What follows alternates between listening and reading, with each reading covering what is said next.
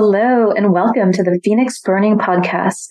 There is a phase of the Phoenix cycle where it burns and returns to ash, a phase we often overlook in favor of the more inspirational Phoenix rising. However, sometimes we need to burn away the old before we're ready for the new. I am Veronika, an intuitive guide and transformation coach, and in this podcast, I share my audio diary chronicling my burning phase. These recordings are completely raw and unfiltered, often recorded while I walk around outside in nature, and I release them to you in their unedited state in the hopes that you may find comfort, hope, and maybe some inspiration as you go through your burning. Hello. Thank you for joining me on my journey. Today, the day that I'm recording this, it is Tuesday, January 10th, and I am going for a walk on a very rainy and slightly windy and chilly morning. So I'm hoping that this records okay. Oh, I have so much that I want to share. I was going to sit down and get all structured about it and look at what I had talked about last week, what I promised I was going to share with you today. And I decided to honor my leading with flow, which is my theme for the 6 months. And I'm just going to go ahead and give you an update and share from the heart, and we'll see what comes out. There are a few topics that I plan to touch on today. One is manifesting. I really dislike that word. But I want to talk about that. The challenge with resting. Oh my goodness.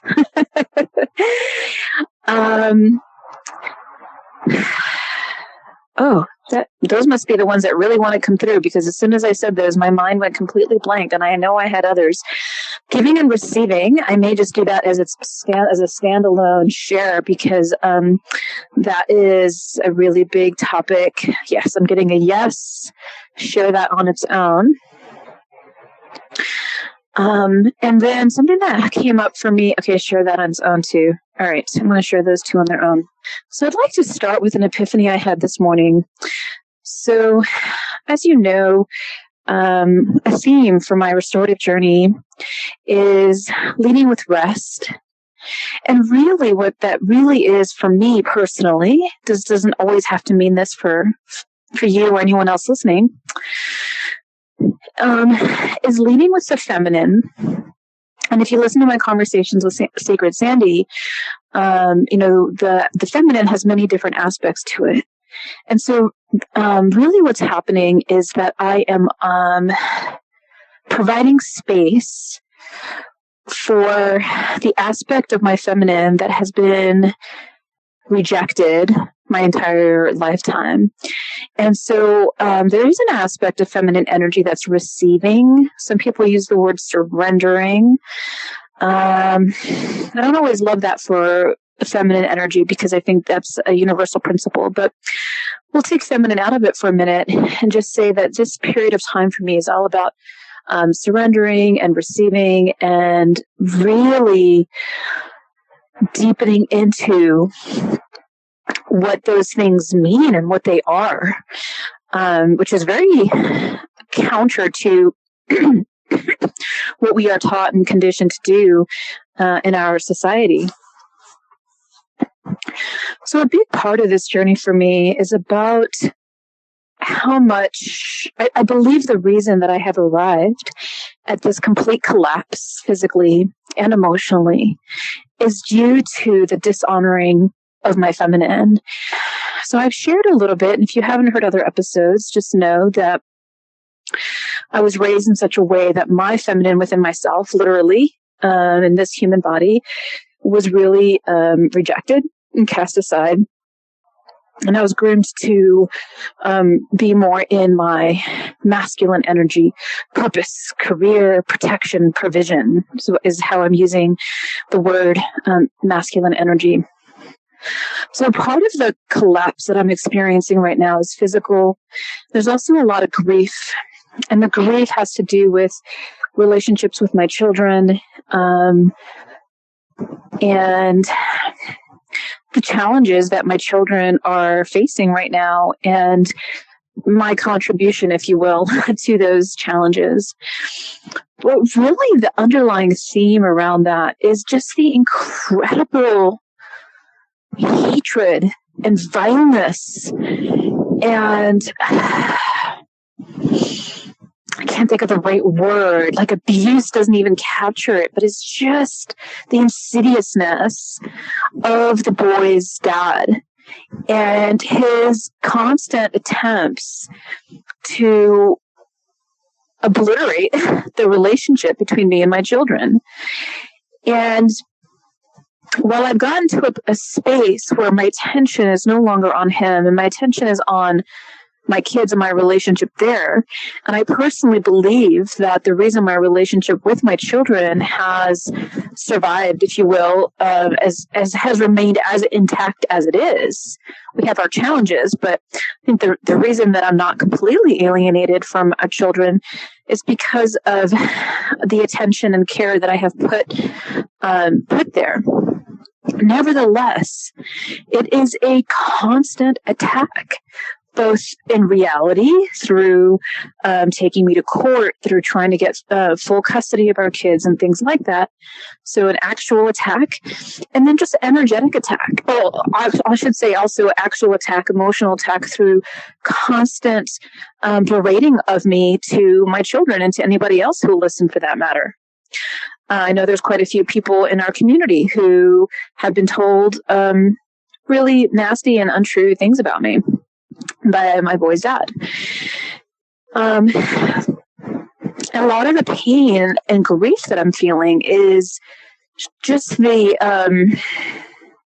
trauma, which is shock and anger and disbelief at this constant attack on me, on my motherhood. This constant attack on my motherhood. And I don't even understand, especially because I'm not somebody who's trying to fight with him. I'm not trying to, anyways, I won't go there, and I've been asking myself, why does this keep happening? I know why in the 3D in terms of his personality disorder and all those kinds of things, right? So I'm not trying to understand why on a practical level. But I really believe, as you know, that our 3D world reflects our inner world and our energetic state and our frequencies, especially our unconscious frequencies. So I have been asking myself that question of what is it that I am experiencing within myself that I believe, or that anything of that nature, that is resulting in such an attack on me as a woman, as a mother, as somebody who's soft and loving and nurturing. Why is that being attacked with such vengeance? And the epiphany I had this morning that really took my breath away was the level to which I disrespect my own feminine. I have never honored or nurtured her. So yes, all these people in my life have disrespected my feminine, devalued, rejected my feminine. And so yes, while on the one hand, it's an external thing, the way imprinting works, the way conditioning works, is that we then take on those beliefs, right? Which is exactly why parental alienation is a thing. It's exactly why my ex constantly speaking badly about me to my children does impact my relationship with them, because when you hear something over and over and over again, you internalize it and you believe it. And I never really considered the level to which I also rejected my own feminine nature. And I've been sitting with the physical symptoms I'm having, so I was really thinking about my body. So, of course, I'm always looking at physical symptoms and looking underneath the physical symptoms to understand what is going on. So, yes, there may be a medical, physical thing that needs to be addressed. And also underneath that medical, biological thing that needs to be addressed, there's also a reason that it's expressed itself in that way in your body to begin with, right? So I've always struggled with very intense PMS, very intense periods, heavy bleeding, heavy cramping, long, a full 7 days plus a full, probably week of PMS. And I sort of accepted that that's how it was, and did all the things we normally do to try to alleviate it, taking painkillers or what have you. And I finally got to a point where I did a uterine ablation, which basically means with the laser they go in and burn off. They burn off the inner layer of your uterus, that lining, which is what causes your periods, right? It's what builds up in order to be able to have an embryo implant into it, and then it's what is fed and released through your menses. So I had an ablation, and today, for some reason, it just really hit me how much that is an ultimate expression of attacking my womanhood and specifically my motherhood. It is such an aggressive act.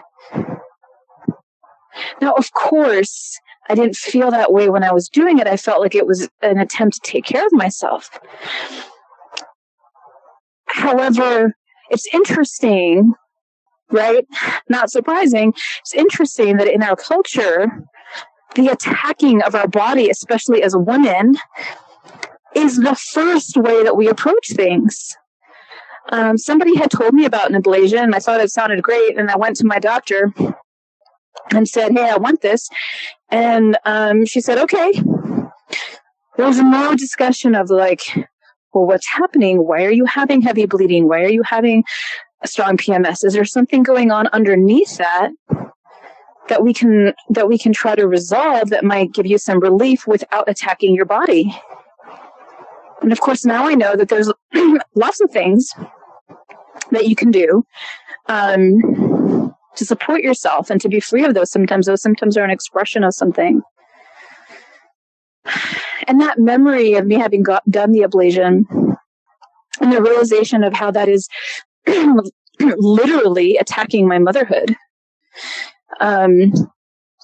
just sort of illuminated for me how much on a subconscious level I must have internalized the beliefs around motherhood and femininity, which is all the things that my ex says about me, right? Not being soft and, being nurturing is bad.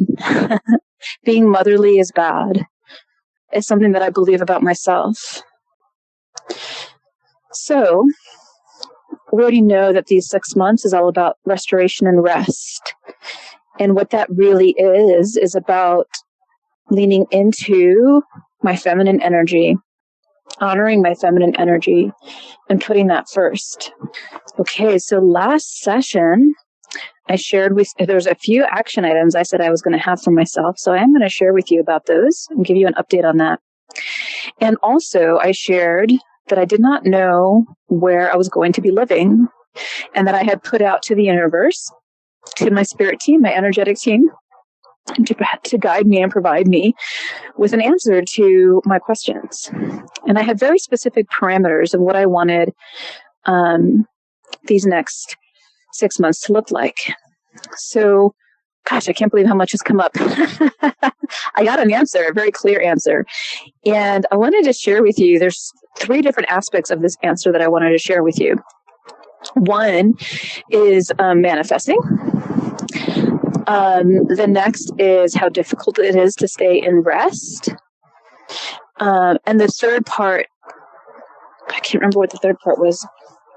So I'm going to share how what has transpired is really in support of my feminine, and everything I just shared about how I've disrespected or rejected or dishonored my feminine basically my entire life.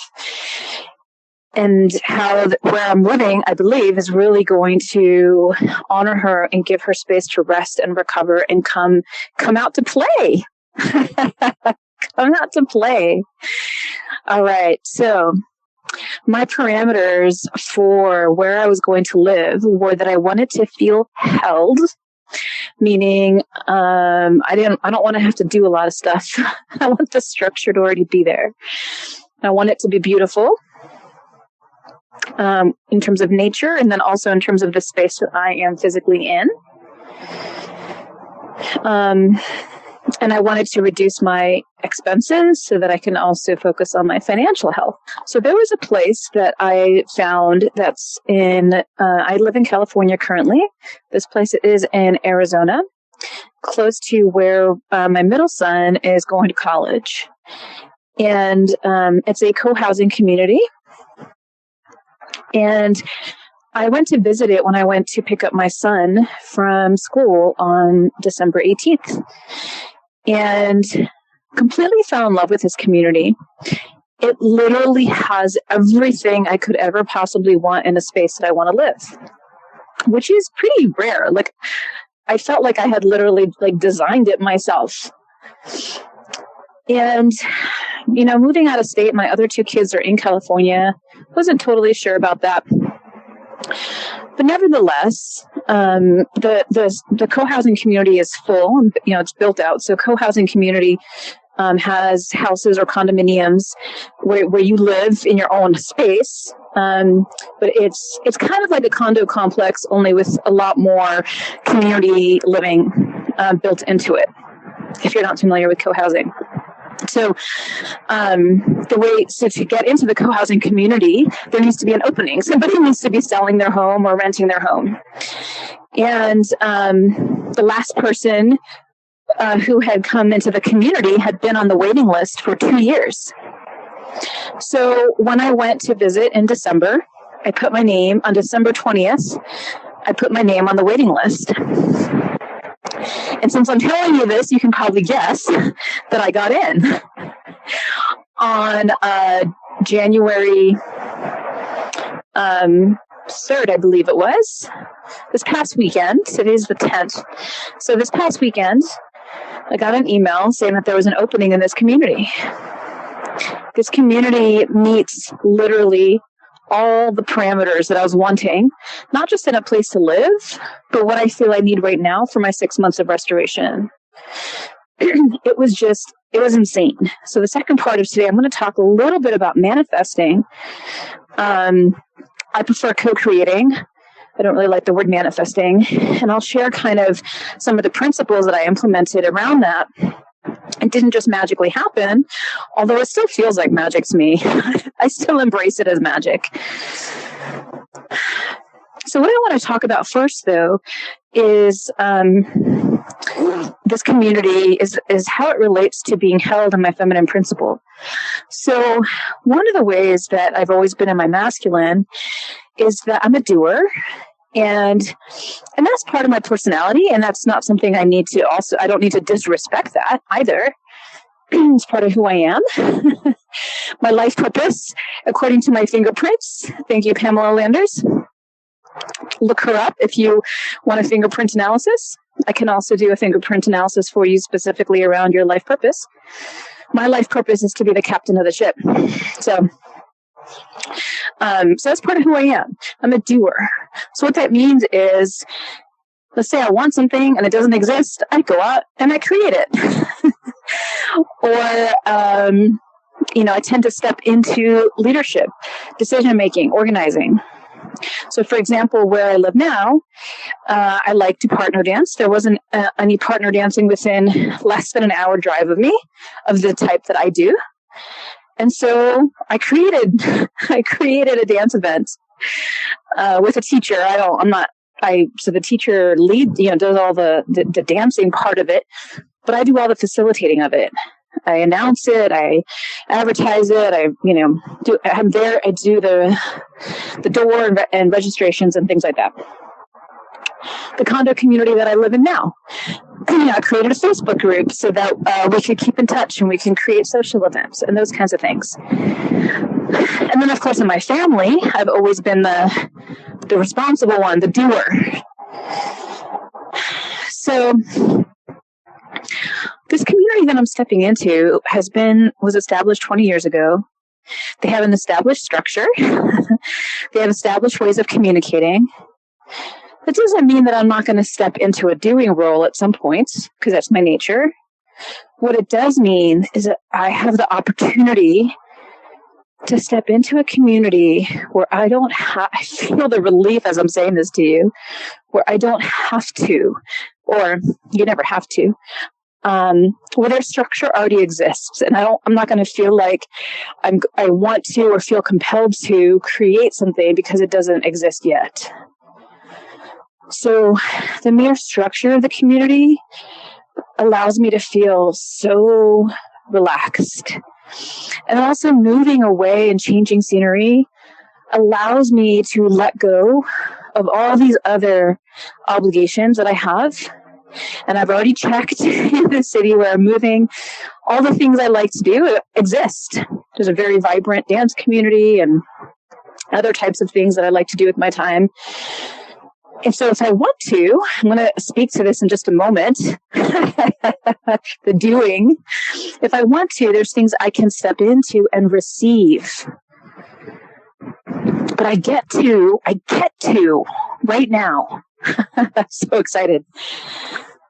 Step out of and let go of and release the being in charge, the doing, the being the captain. I get to release that right now with this move. Whew. And it feels so incredible. And something that I have never experienced as an adult. Now, that's my doing, right? So I'm not saying that from a space of poor me. It's coming from a space of realizing that I have created this life that is very energetically draining for me, which is probably why I'm struggling right now with extreme fatigue. So my two boys are at their dad's. This is the first time in their lives that he has taken responsibility and taken charge. Now, he's done it in order to hurt me. And he's not providing the safe, loving, stable, supportive home that I would like my children to be in. Nevertheless, that is the situation right now. And I can accept it. And not only can I accept it, but I can appreciate, hey, maybe he's not giving my kids the home that I would want for them, but he is giving them a home. And it is allowing me to step back a little.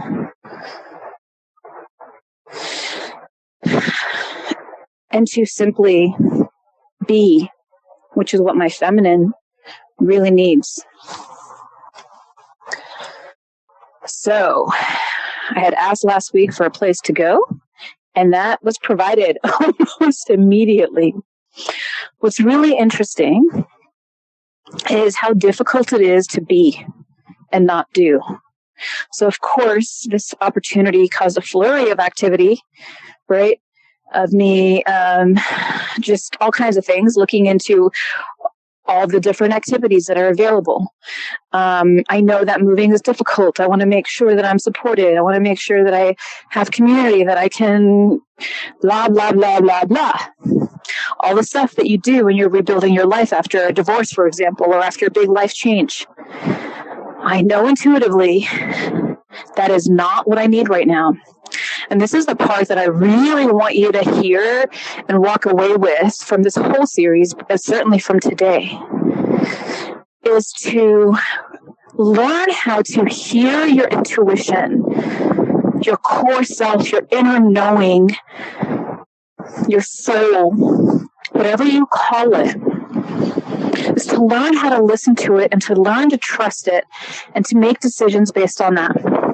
Because I can tell you that the things that I'm doing are not things that are quote unquote recommended by the experts. So one of the reasons that I'm shutting out a lot of exposure to the experts, including, coaches and healers that are in the space that I'm in. Because sometimes your intuition tells you to do something that people on the outside look at and they're like, that makes no sense. I'm moving away from 2 of my children. I know because I asked. I didn't really ask, but I did speak to an expert, a parenting coach, not on that topic specifically, but on other topics. And then we just touched on it ever so briefly. She was like, yeah, if you leave, your kids will feel abandoned. And I know that there's people out there who are like, you're leaving 2 of your children. But I know deep in my gut that it's the right thing. Not just for me, but also for them. There's something there about them needing some space. The 2 kids that I'm leaving here are 17 and 22. And they're at an age where they're trying to figure things out, and figure out who they are and all those kinds of things. And there's something about me physically removing myself that I think gives them that space even more than with me being here and so giving them the energetic space. It sounds strange even as I say it out loud, but there's something in my gut that's telling me that not only do I need this, but it's going to benefit them as well in the long term. So that's one area where I know people would look at that and be like, are you sure about that? The other thing that I know is with this move, I intend to rest. And this is the other part I wanted to share with you. My inclination was to, when I made the decision to make this move, was to start figuring everything out, making sure that when I get there, I can tap into all the different resources. I've already been provided the opportunity, and I've already made the choice to move into a community where there's structure. That structure includes things like regular potlucks, regular work days, because the community takes care of the common areas. So there's work, which I love, work days. There's bonfire events. There's things there for me to plug into. And so my intention is to plug into my community, get to know my community, and then prioritize resting and not run around rebuilding my life like a crazy person, trying to meet all the people in my new town, going to dance events, all those kinds of things. There's a time for that. And right now is not the time for that. It was interesting how quickly I wanted to relapse into my old habits. And in line with that is, so the other part of the other thing I committed to last week was to make a schedule for myself, a schedule that would support rest. So I did that. And what was interesting is how difficult it was to really allow myself to rest. So I'd have my things I needed to do, I'd get those done. And mind you, just a reminder, or maybe you're new to this episode and you don't know this, at the moment I'm dealing with some very significant health issues. When I say significant, I mean in terms of the expression of the symptoms. One of which is fatigue that is out of this world. I really only have energy for about 90 minutes. I also am dealing with nerve pain and muscle weakness. So doing is actually physically very difficult. My body is supporting me in my rest. Nevertheless, I found myself having days where I was like, oh, I want to, whatever, follow up with clients or do more research about my move or what have you, do coordination and logistics. And I could feel that I was tired, and I looked at the clock and I was like, I'm actually in my rest block time. It's time for me to rest. And I had to really force myself to stop doing and to rest. What's really amazing is how much less we can do and still live the life that you want to live. So 2 things I'm hoping that you'll walk away with, maybe others as well. But one is just really listening to your intuition. I feel strongly that that this is the right move, not just for myself, but for my whole family. So I will keep you updated on that, and we'll see if my intuition was correct about that. I'm going to jot that down in my restoration journal, the journal I'm keeping for this series. So I'm going to follow back up with you on whether my intuition was right about that. And then my second intuition is that when I move is to not do all the things you're told that you're quote unquote supposed to do in creating a life in a new place. Rather, I'm really going to allow myself to lean back and be supported by the very things that prompted me to move there in the first place, which is the structure and the things that are already in place for me there.